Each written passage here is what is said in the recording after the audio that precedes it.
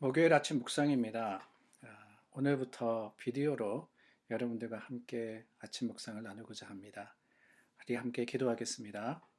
좋으신 하나님 감사합니다. 오늘도 주님 안에 말씀과 또한 묵상으로 하나님의 뜻을 헤아려 아는 지혜로운 자들이 되게 하여 주시옵소서.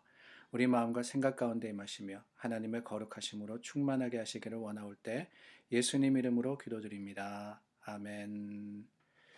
오늘 본문 말씀은 에스겔 39장 1절서부터 29절입니다. 찬송가 182장 찬양하신 후에 본문 말씀 읽겠습니다.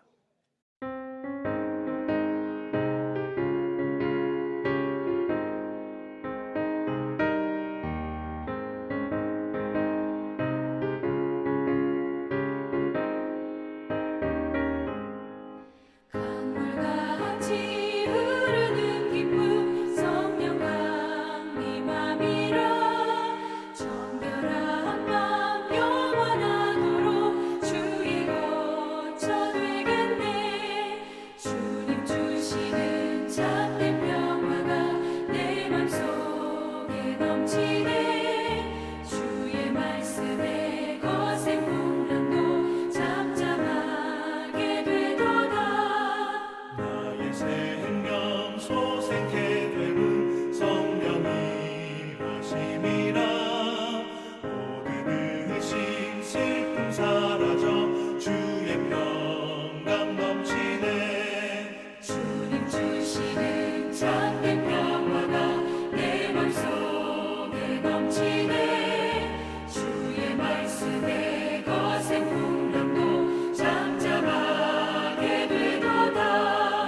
하늘에서 담비 내리고 햇빛 찬란함같이 우리 마음에 성령 임하니 주님 보내심이라. 주님 주시는 참된 평화가 내 맘속에 넘치네. 주의 말씀에 거센 풍랑도 잠잠하게 되도다.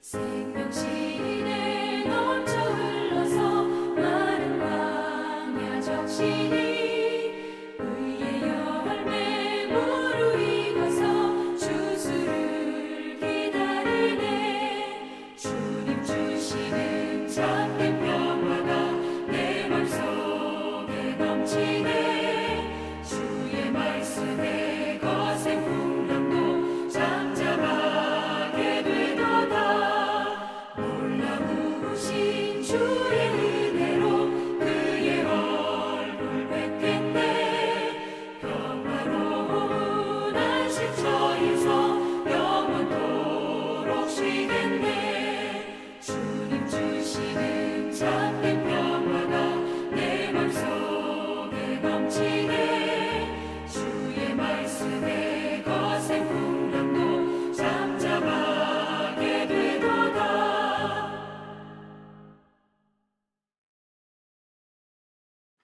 하나님 말씀 읽습니다. 그러므로 인자야 너는 고객에 예언하여 이르기를 주 여호와께서 이같이 말씀하시되 로스와 메섹과 두발 왕 고가 내가 너를 대적하여 너를 돌이켜서 이끌고 북쪽 끝에서부터 나와서 이스라엘 산 위에 이르러 내 활을 쳐서 내 왼손에서 떨어뜨리고 내 화살을 내 오른손에서 떨어뜨리니 너와 내 모든 무리와 너와 함께 있는 백성이 다 이스라엘 산 위에 엎드러지리라. 내가 너를 각종 사나운 새와 들짐승에게 넘겨 먹게 하리니 내가 빈들에 엎드러지리라. 이는 내가 말하였음이니라. 주 여호와의 말씀이니라. 1절부터 5절까지 읽었습니다. 오늘 저희가 나누었던 말씀은 38장에 이어서 곡과 마곡에 대한 하나님의 심판에 대한 이야기입니다. 38장, 39장 결론적으로 말씀드리면은 둘 다 하나님께서 이 곡, 그러니까 이 마곡의 왕을 이야기를 하는 거죠. 마곡이라는 곳, 그곳이 정확하게 어느 곳인지는 모릅니다. 어제 말씀드린 것처럼 바벨론을 지칭하는 것이 아닌가 하는데요.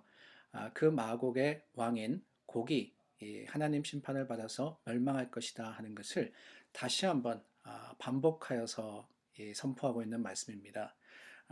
근데 가만히 생각해 보면 38장, 39장 두 장에 연달아서 이렇게 곡의 심판을 이야기할 필요가 있을까라는 느낌이 드는데 성경에 보면은 그런 부분들이 있습니다. 창세기 1장, 2장 창세, 그러니까 하나님께서 세상을 만드신 이야기를 기록을 하고 있는데 사실 1장과 2장은 같은 내용을 기록을 합니다. 그런데 그 내용이 왜 반복해서 지어지느냐, 다른 것이 아니라 시점에, 그 관점의 차이를 가지고 또 똑같은 일이지만은 다시 한번 반복하면서 강조함으로써 이 하나님의 계획, 하나님의 말씀을 더 자세하게 일러주기 때문에 그렇습니다. 오늘 말씀도 그렇습니다. 이 곡과 그리고 마곡의 땅이 심판을 받는데 이들이 이스라엘을 공격해오고 그리고 그 이스라엘을 멸망하게 하지만은 하나님은 그들의 죄를 심판하실 것이다 라고 말씀을 하십니다. 특별히 첫 번째 부분인 1절부터 20절에는 곡의 멸망에 대해서 기록을 하지만은 그냥 멸망이 아닙니다. 철저하고 완전한 멸망을 말씀하고 있습니다. 1절부터 10절 말씀에 구름이 땅을 덮은 같이 곡의 군사들이 모두 무기를 빼앗길 것이며 이스라엘 산 위에서 엎드려 죽을 것이다. 그렇게 얘기를 하죠.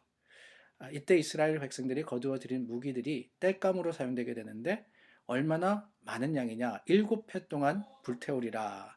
7년 동안 불을 태워도 부족치 않을 만큼 하나님께서 이 완전한 철저한 승리를 이스라엘에게 약속을 하시는 겁니다.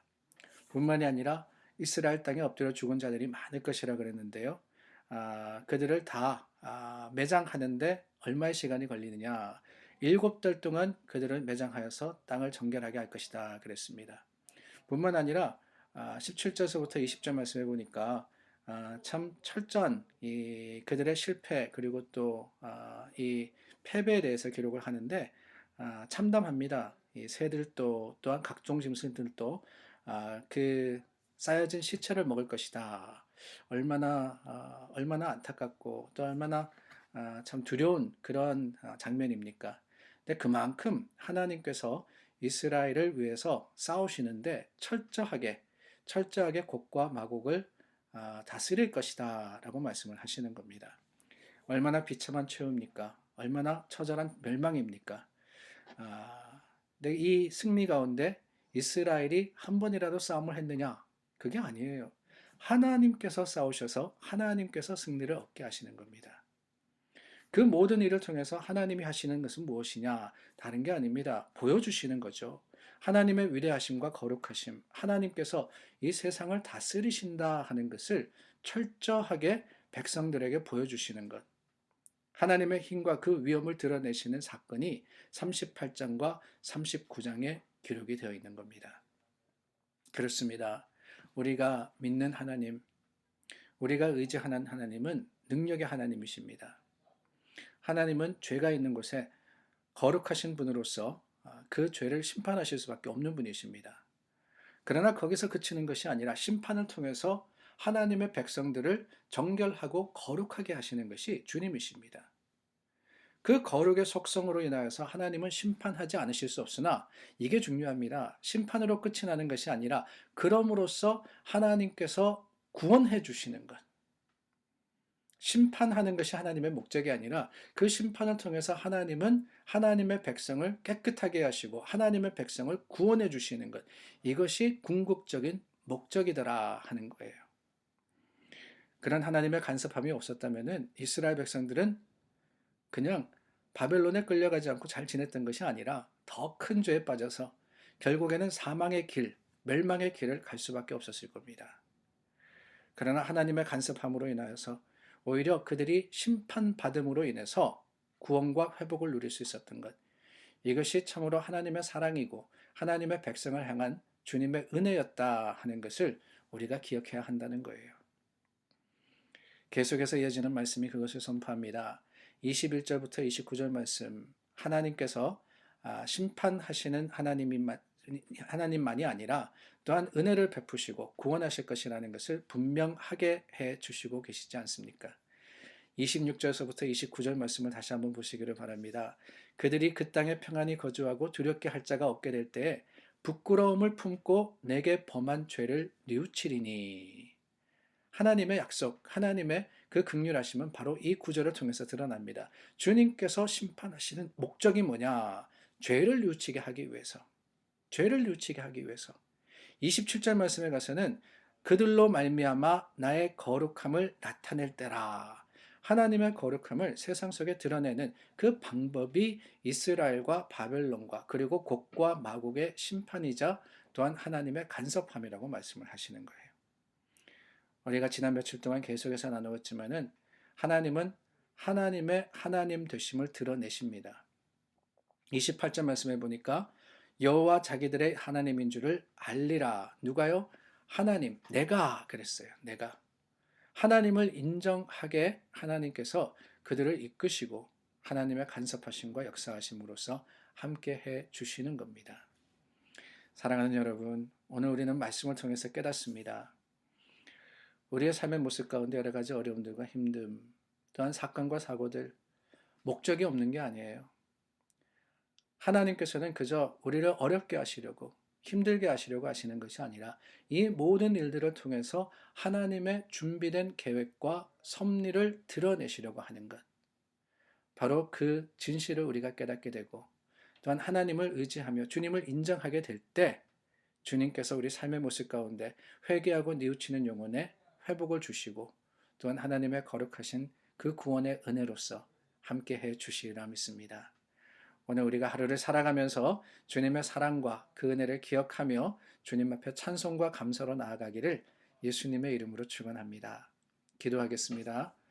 좋으신 하나님 감사합니다. 오늘 우리 각자 삶의 터전에서 말씀으로 하루를 시작합니다. 주님께서 우리의 능력이 되어주시고 하나님 때로 우리가 어려움을 당하나 때로 우리가 환난을 겪으나 이 모든 일들의 목적은 하나님의 주시는 평안이며 주님의 주시는 구원임을 다시 한번 깨달아 알 수 있도록 우리와 함께하여 주시옵소서. 예수 그리스도 이름으로 기도드립니다. 아멘. 오늘 우리 함께 기도합니다. 계속해서 코로나 바이러스로 인해서 힘들고 어려운 때 서로를 위해서 기도해 주는 것이 얼마나 큰 위로가 되는지 모릅니다. 우리 특별히 오늘은 의사들, 간호사들, 또한 의료진들, 사회의 여러 가지 질서와 또한 법을 지키는 분들을 위해서 기도할 때 하나님께서 능력과 권능으로서 우리의 기도가 힘이 되게 하시고 또한 우리의 기도가 위로가 되게 하여 주시리라 믿습니다. 오늘 하루도 믿음으로 승리하시는 여러분들 되시기를 예수님의 이름으로 축원합니다.